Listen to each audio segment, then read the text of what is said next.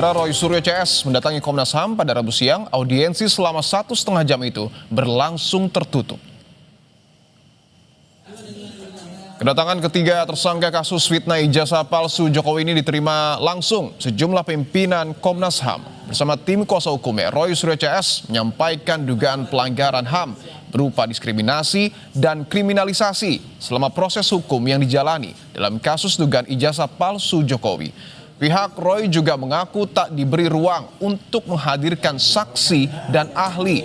Selain itu, mereka juga menilai perkara ijazah palsu melanggar prosedur. Yang termasuk yang di-highlight adalah ketika status kami naik menjadi tersangka, kemudian kami kena cekal, kemudian kami kena wajib lapor. Itu adalah pelanggaran hak asasi manusia yang luar biasa berat. Ya. Dan kami tadi menyampaikan bahwa ini buktinya, kalau kami itu ketika melakukan penelitian, itu adalah resmi diminta oleh TPUA waktu itu, selaku saksi, ya, selaku ahli. Dan saksi atau ahli itu berdasarkan Undang-Undang Perlindungan Saksi dan Korban, itu memang tidak boleh ditersangkakan gitu, apalagi dilakukan pelanggaran hak asasi manusia seperti kami. Tadi Komnas HAM memastikan dari 2 gelar perkara yang diselenggarakan, baik di Mabes Polri maupun di Polda Metro Jaya, semuanya mencatut nama Komnas HAM. Sekali lagi saya ulangi, semuanya mencatut nama Komnas HAM. Komnas HAM tidak menyatakan atau tidak hadir, bahkan tidak setuju dengan keputusan itu. Jadi tidak ada persetujuan Komnas HAM, tapi selalu dikatakan kami sudah persetujuan Komnas HAM. Jadi sekali lagi, tadi langsung dari Bu Anies, langsung dari Pak Prabianto, Ketua dan Wakil Ketua, bahwa semua hasil kepolisian itu di luar tanggung jawab Komnas HAM.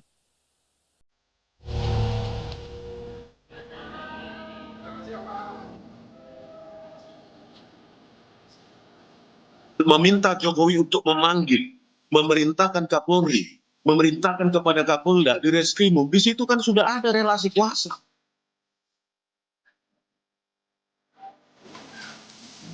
Pak Jokowi tidak penting bahwa harus ada perkataan maaf, tidak. Datang selesai, inilah namanya diplomasi tingkat tinggi. Pertemuan Egy Sujana Damai Hari Lubis dengan Jokowi tanggal 8 Januari lalu hingga berbuah penghentian kasus keduanya masih menimbulkan perdebatan.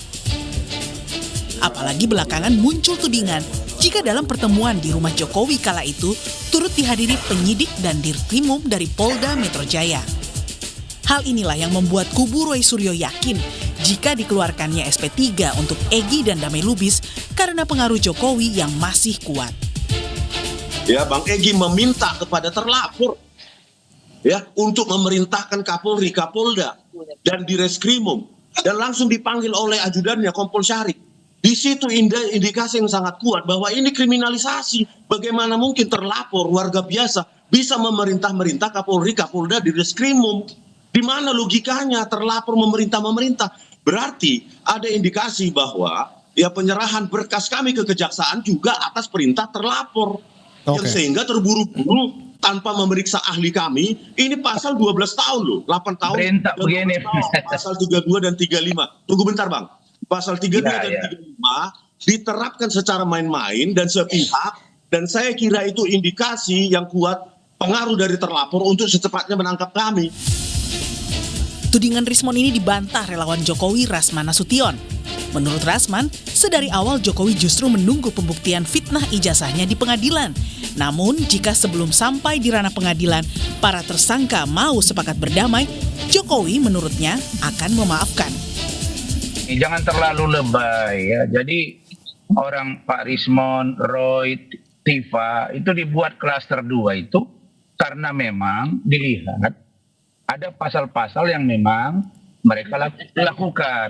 Nah, jadi kalau dikatakan ini upaya menghindari pengadilan, kan kita dari awal bilang bahwa Pak Jokowi itu justru menunggu di pengadilan. Nah, tetapi di perjalanan berjalannya waktu, ada beberapa orang, termasuklah Pak Egy Sujana, yang bertemu dengan Pak Jokowi untuk melakukan restoratif justice. Pak Jokowi tidak penting bahwa harus ada perkataan maaf, tidak. Datang selesai, inilah namanya diplomasi tingkat tinggi. Sebelumnya, Egy Sujana mengaku jika ia datang menemui Jokowi di Solo bukan untuk meminta maaf, melainkan meminta Jokowi yang diyakini masih punya pengaruh yang kuat agar memerintahkan Kapolri hingga Kapolda Metro Jaya untuk menghentikan perkara yang menjeratnya. Saya datang bukan untuk minta maaf. Saya minta perintah Kapolri kepada Kapolda kepada Dirkrimum, cabut cekal saya dan SP3-kan saya. Dia langsung reaksi. Pak Sarip, ajudannya, panggil polisi. Nah, saya baru tahu di sana ada polisi, bukan saya didampingi polisi.